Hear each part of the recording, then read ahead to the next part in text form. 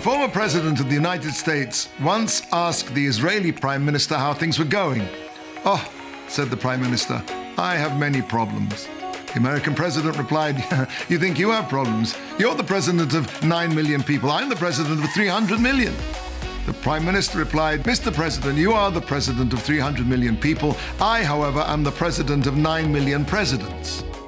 The Torah says in Parshat Ki Tissa, "I've seen this people, and behold, it's a stiff-necked people." Notice that the Torah doesn't focus on the sin of the golden calf per se, with all its severity, rather on the stubbornness that it revealed. A negative action can always be atoned for and repaired. A character flaw is much more difficult to fix. But there's also a positive side to being stubborn. Edward Gibbon, in his Decline and Fall of the Roman Empire, writes that of all of the nations that Rome subjugated, the only nation that clung successfully to its beliefs were the Jews. All of Rome's other vassal states managed to infiltrate the Roman gods into their pantheon without batting an eyelash. The Jews, however, were prepared to make the ultimate sacrifice for what they believed. In one concentration camp, there was a particularly sadistic Nazi officer.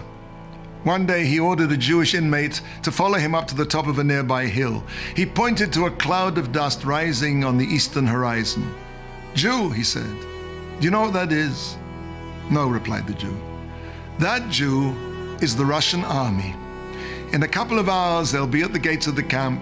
The war is over for you, Jew." From his pocket he pulled out some meat and said, "Eat this ham now, Jew, or I'll shoot you."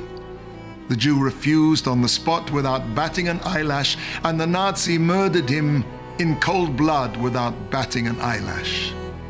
Intransigence is a Jewish gene. We can use our stubbornness to rebel against God, or we can use that same stubbornness to sanctify His name and leave this world with pride.